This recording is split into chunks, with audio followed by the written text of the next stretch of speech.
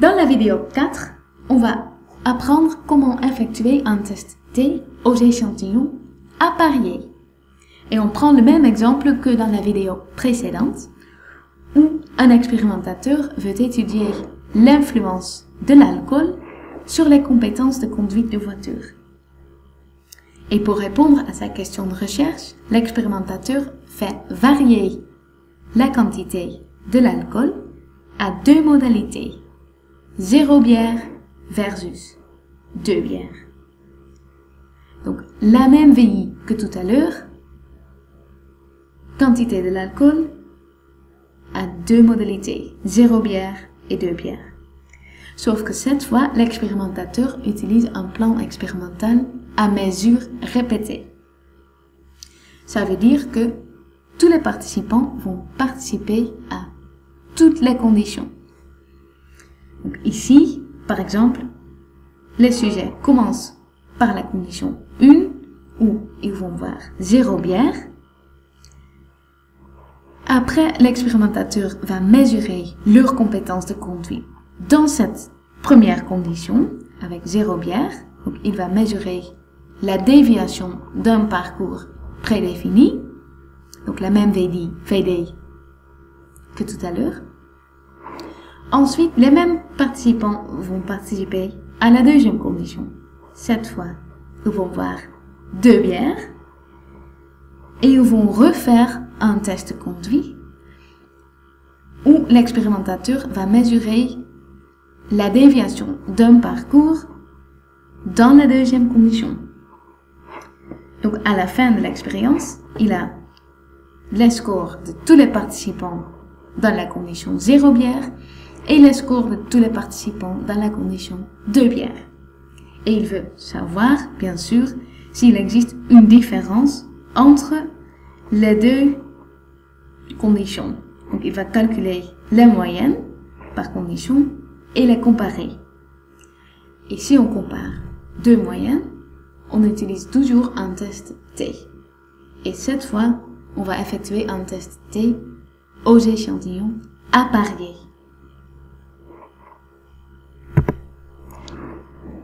Donc, on prend le logiciel JASP.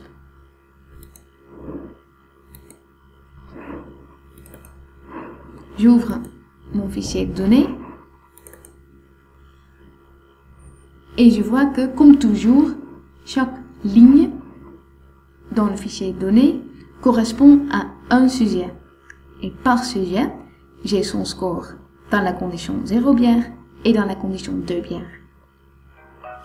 Alors, le niveau de mesure n'est pas correct pour la déviation parce que la déviation, c'est une valeur numérique.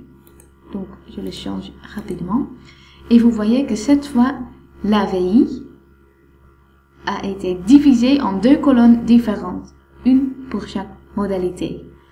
Et ça caractérise un plan à mesure répétée. Donc, pour le test T, je clique sur le bouton et après, je sélectionne Paired Samples T-Test. Ça veut dire test T aux échantillons appariés. Et je clique dessus. Ensuite, je vais mettre les deux modalités de ma VI dans la boîte à droite. Donc, je sélectionne d'abord la première, je clique sur la flèche et je fais pareil pour la deuxième modalité. Et vous voyez que JASP nous fait un tableau avec les résultats du test T. Et comme tout à l'heure, j'ai une valeur T, j'ai les degrés de liberté et j'ai ma valeur P. Et ici, je vois que ma valeur P observée est inférieure à 0,001. Le niveau alpha qu'on utilise par défaut, c'est 0,05. Donc, ma valeur P est inférieure au niveau alpha. Par conséquent, je peux conclure que mon effet est bien significatif. Donc, la différence entre les deux conditions est significative. Après, pour voir la direction de cette différence, donc dans quelles conditions est-ce que la déviation est plus importante, je fais d'abord un tableau avec des statistiques descriptives, donc je sélectionne descriptive, et j'ai les moyennes dans les deux conditions, et aussi la standard deviation, donc l'écart type, et enfin j'ai l'erreur de mesure.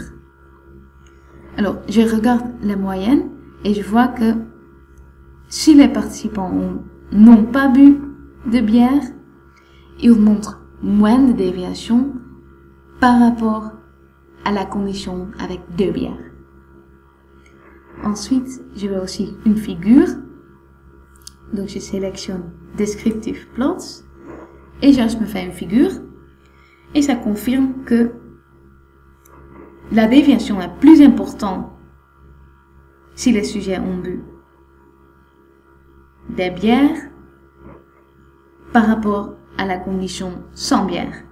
Donc, ça confirme encore que l'alcool influence les compétences de conduite. Et comme dans la vidéo précédente, vous voyez que JASP nous fait aussi des barres d'erreur autour des moyennes et les barres d'erreur montrent les intervalles de confiance à 95%. Donc ça veut dire que la vraie moyenne de la population se trouve très probablement entre les deux bornes qui sont montrées par les barres d'erreur, avec un risque de se tromper de 5%. Alors, pour mon compte rendu, pour décrire mes résultats, je prends par exemple d'abord la figure pour la montrer dans mon fichier Word, par exemple.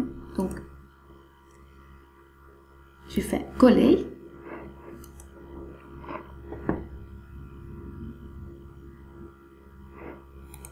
Ensuite, je dois mettre un titre.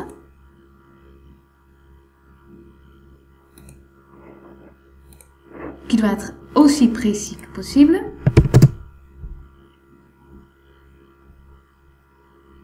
Donc, je mets par exemple la déviation moyenne en fonction du nombre de bières, entre parenthèses, les deux modalités, 0, 2. Et ensuite, il faut indiquer ce qui représente les barres d'erreur. Donc, j'ajoute les barres d'erreur représentent les intervalles de confiance à 95%. Ensuite, dans le texte, je dois mettre une phrase qui paraphrase le test statistique que j'ai effectué et aussi ce que j'ai trouvé. Donc, je commence par un test T aux échantillons à parier montre que quand les sujets ont bu 2 bières, ils montrent plus de déviation, entre parenthèses, la moyenne et l'écart type dans cette condition, que quand ils n'ont pas bu de bière, entre parenthèses, encore les statistiques descriptives qui correspondent à la condition 0 bière. Donc, je vais d'abord remplir les statistiques descriptives. Je reprends mon tableau dans JASP. Donc pour 2 bières, j'ai 58,50 avec l'écart type qui va avec.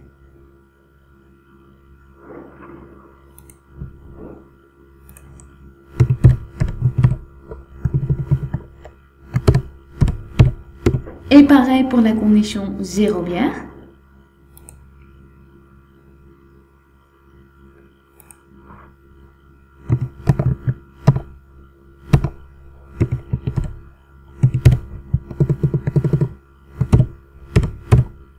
Voilà.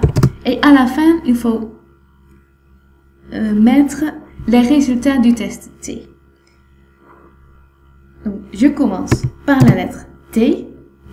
Entre parenthèses, les degrés de liberté. Donc ici, c'est 7.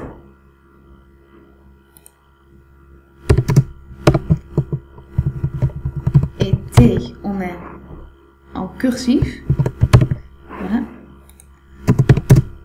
Ensuite, la valeur de T observée.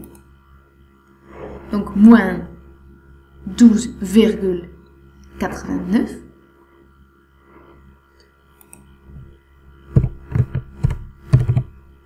Et je finis par la valeur T que j'ai trouvée. Et ici, la valeur P, c'était